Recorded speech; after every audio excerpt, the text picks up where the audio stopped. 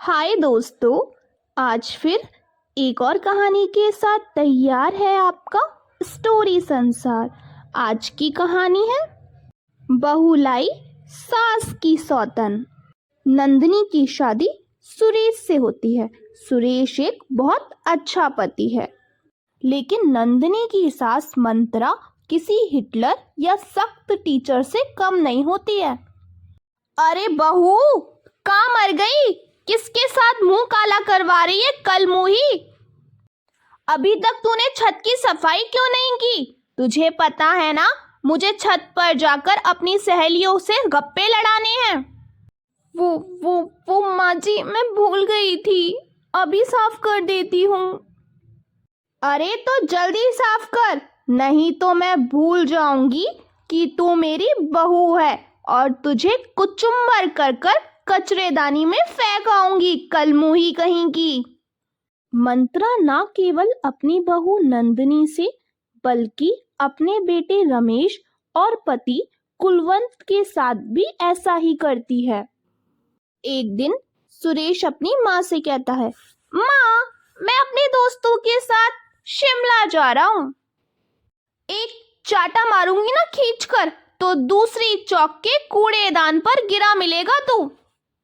कमीने, चुपचाप काम धाम पे ध्यान दे, नहीं तो तेरी हड्डी पसली एक कर दूंगी मैं। लेकिन माँ, अब मैं बच्चा थोड़ी ना रहा हूँ। अरे, जब मैंने बोल दिया ना नहीं जाना, तो एक बार में सुनाई नहीं देता क्या? कानपुर में हड़ताल चल रही है क्या तेरे? मंत्रा न केवल अपने बेटे बल्कि अपने पति कुलवंत से भी किसी न किसी बात पर लड़ाई करती रहती। क्या करते रहते हो तुम सारा दिन घर पे बैठे बैठे? घर का बहुत सारा सामान लाना है, जाकर लेके आओ। और मेरे लिए 2 घंटे खड़े होकर मोहनलाल की बर्फी भी लेकर आना। अरे मंत्रा, किस जन्म का बदला लेती है तू मुझसे? ना जाने मुझे तू क्यों इतना परेशान करती है।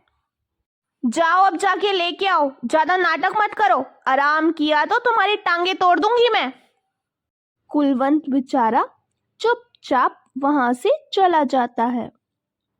नंदिनी को ये सब देखकर बहुत गुस्सा आ जाता है। बस, बहुत हुआ इनका।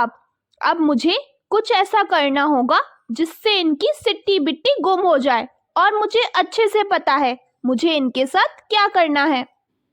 अगले दिन मंत्रा और उसकी बहू देखते हैं कुलवंत ने दूसरी शादी कर ली है और उसके साथ उसकी नई बहू मीना भी आई है।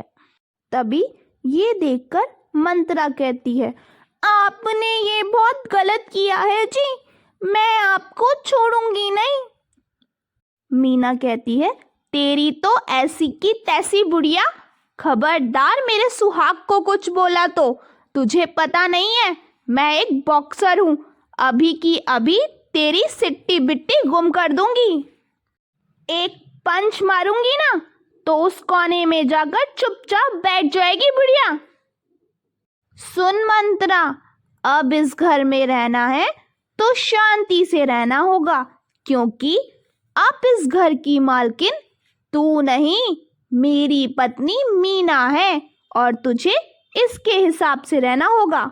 रात को कुलवंत मंत्रा को अपने कमरे से निकाल देता है और अपनी नई पत्नी के साथ रोमांस करता है। बेचारी मंत्रा तड़प तड़प के इस दिल से आह निकलती रही, मुझको सजा दी प्यार की, ऐसा क्या गुनाह किया जो लुट गए, हाँ लुट गए हम तेरी मोहब्बत में। मंत्रा बेचारी कमरे के बाहर जोर जोर से रोने लगती है। मीना के आने से मंत्रा का राजघर में कम होने लगता है। अगले दिन सुबह, तैयार हो गई क्या नंदिनी बहू? हमें मूवी के लिए लेट हो रहा है। और तुम? सुनो मंत्रा, घर का सारा काम कर लेना, हमें आने में लेट हो जाएगा।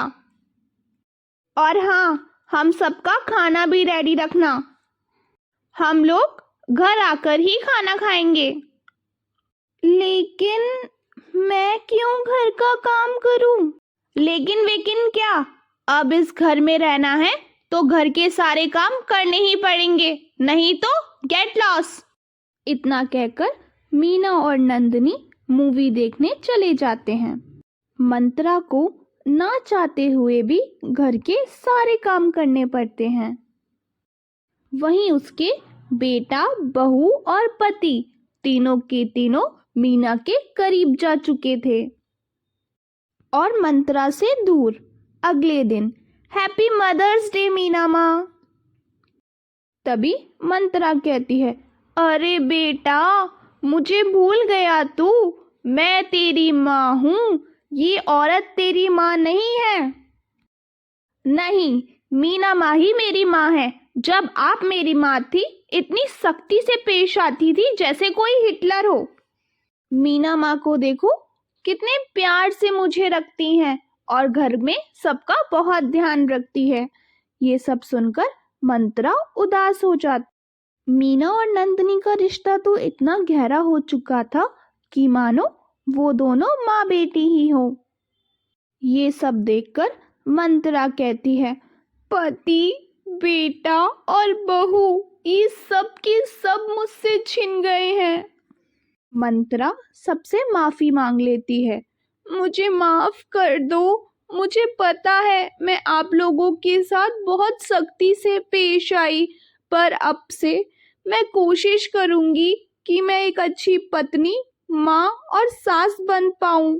मंत्रा की बात सुनकर मीना कहती है, चिंता मत करो मंत्रा, मैं कोई तुम्हारी सौतन नहीं हूँ, बल्कि मैं तो तुम्हारी बहू की दूर की मासी की लड़की हूँ। मुझे तुम्हारी बहू ने यहाँ पर बुलाया था। तुम्हारी बहू तुम्हें तुम्हारी गलती का एहसास करवाना चाहती थी, तभी उसने ये सब प्लानिंग की। और अब जब तुम्हें तुम्हारी गलतियों का एहसास हो ही गया है, तो मेरा यहाँ क्या काम, अब मैं चलती हूँ। सच में? इसका मतलब वाकई ये सब नाटक था? हाँ माँ जी, क्योंकि मुझे पता था आप चाहे बाहर से कितनी भी सख्त होने का दिखावा करें, लेकिन अंदर से आप बहुत नर्म हैं। इसीलिए मैं आपकी सौतन को घर ले आई, क्योंकि मुझे पता है आप हम लोगों से बहुत प्यार करती हैं। बस आपको ये एहसास दिलाने के लिए ही मैंने ये सब किया। घर के सब लोग मंत्रा को माफ कर देते हैं और मंत्रा अब सबके साथ अच्छे से रहती है। दोस्तों, आपको हमारी ये कहानी कैसी लगी हमें कमेंट में ज़रूर बताइएगा। साथ ही वीडियो को लाइक और चैनल को सब्सक्राइब भी कीजिएगा। धन्यवाद।